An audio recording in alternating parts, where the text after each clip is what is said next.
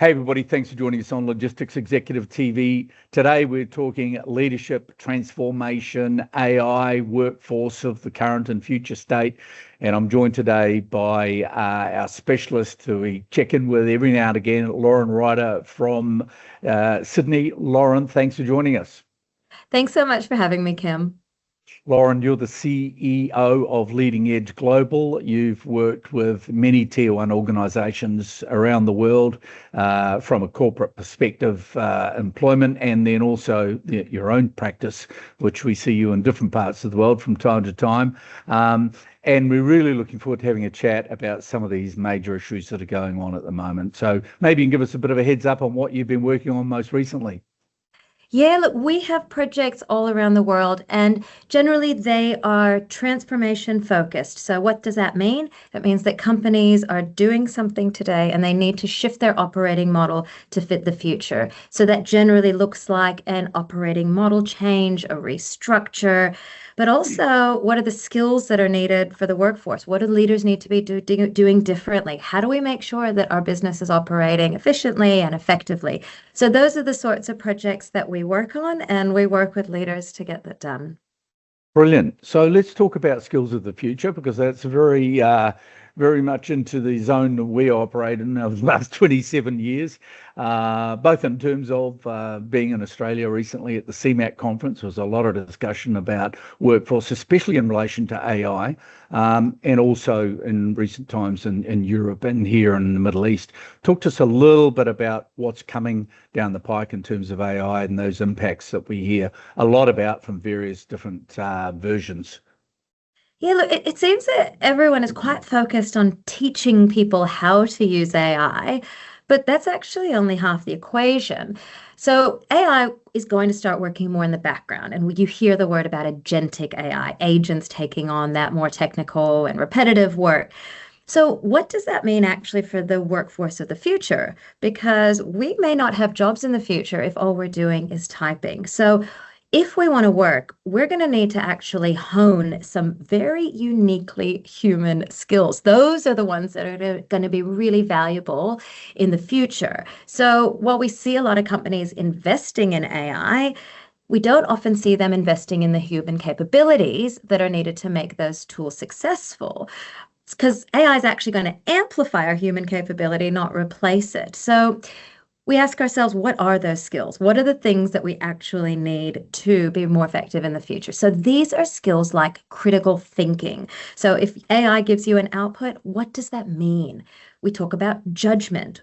We talk about curiosity, creativity. These are things that AI really can't do in a real human sense. But I think the real skill that we need for the future is around communication and around emotional intelligence. How do we read people? So, what does that mean now? If you're a leader and you're trying to hire people for the future who may not have the same role in the future, well, what you're looking for is to hire and develop for adaptability, because organizations are changing so fast. So, we're not just looking for your technical expertise. That might get automated. What we really want is adaptable organizations. We want people who can ask great questions and make better decisions and influence others. Cool. Well, that's really interesting because, as you know, we're living in the world constantly of attracting talent, and increasingly over the last year or two in particular, a lot of the demands of our client companies in the logistics and supply chain space have been centered around people that looking for people with talent in the area of understanding AI, understanding it as a tool, and where it can be applied in an organization. Let's talk a little bit about, I know you do a lot of consulting with organizations right around the world. Let's talk a little bit about attracting the right sort of talent into an organization. And then I want to talk about how you keep them. Yeah, sure. So there is so much demand for highly skilled labor. And when somebody comes into your organization, say you have a job opportunity and you put a job post up, the first thing they're going to do, they will look at your website. And then the second thing they're going to do is look at the LinkedIn profiles of those hiring managers. And you hear all the time about, personal brand.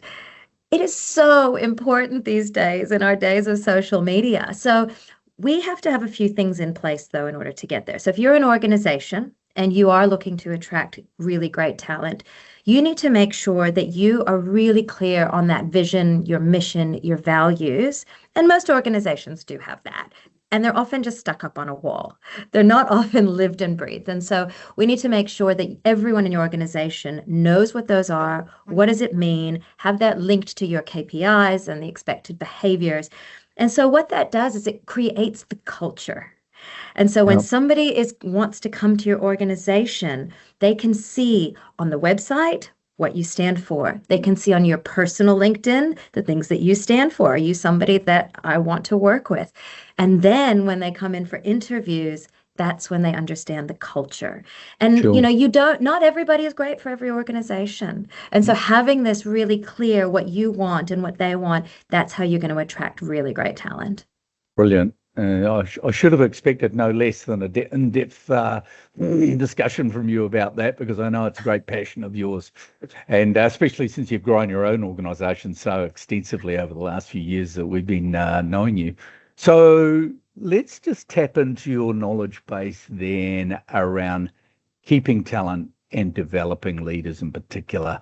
I've seen a couple of really good blogs, and I know you're a speaker all around the world, and you've spoken at a number of conferences recently that I've been at. Talk to me a little bit about that, keeping the talent and development. Yeah, and look, people rarely leave a business because of their salary, right? Why do they leave? It's often because they've True. stopped growing or they've stopped feeling valued, or often they lose trust in their leader, or maybe they got a new leader and they don't really align with them. But by the time they've actually written that letter and resigned, they've actually checked out months ago. So, the fact is, employees aren't leaving companies, they're actually leaving the experiences. And so, how do we work against that? And actually, how do we support these people so they don't leave? So, the best thing we can do is have really clear career development pathways, right? And often that's not even prioritized. We need to make sure people can see themselves there in the future. And what's really interesting in that is that the managers have a much bigger impact on engagement of each person than putting out organizational initiatives or training programs, which happen to be valuable, but it's actually the individual manager itself who has the role to engage each person and understand where they want to go. There is one additional tip I do have, which is rather than doing an exit survey before somebody when somebody leaves, what we want to Yeah. do is have a retention survey. We call it a stay interview rather than an exit interview. So Yeah. think about your top people. Choose your top performers who your business would fall apart if you didn't have them on board. Interview them and ask them what's working for them, what's not working for them, what are the things that need to get fixed. So you don't actually lose them because you've fixed the problems well before they even happened. Okay. Excellent. I've seen one of your workshops, and one of the things that stood out to me is a statement that you made about traditional training just doesn't work these days. What did you mean by that? Yeah, look, organizations are spending thousands of dollars on leadership development every day, but what happens is they get back to the workplace and nothing changes. Mm. And that's because knowledge isn't going to create behavior change. And that's what Yeah. we need to do. And we want leaders to behave differently. We need to change their mindset and how they work, their behaviors. And so most leadership programs are only teaching what good leadership looks like rather than Mm. how to build new habits or sustain them under pressure.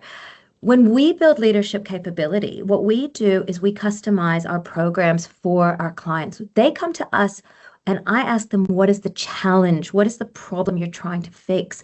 What are your leaders not doing that you really want them to do? And we're able to take all of our content and put together a program that Mm. actually works. And these programs are built through practice, through feedback, through homework and pre-work. We make them work in between, through coaching. And they also learn from each other. And the key is it's not a 1 or 2 day offsite. Our Yeah. programs go for 6 months Yep. because there is no way to see behavior change overnight. Brilliant. Well, I've seen some of your work, not only here in the Middle East, but also in Australia, which is still home for you. And it's absolutely next level. I highly recommend it. And I know that we're going to be seeing you in one or two parts of the world and very soon. And we'll probably be doing a follow-up interview with you then. So Lauren Ryder, CEO of Leading Edge, transformation, leadership specialist, guru, our regular contact to stay in touch with all things transformation and leadership. Thanks so much for taking some time out, and we look forward to catching up with you again soon. Thanks for having me, Kim. Thanks, Lauren.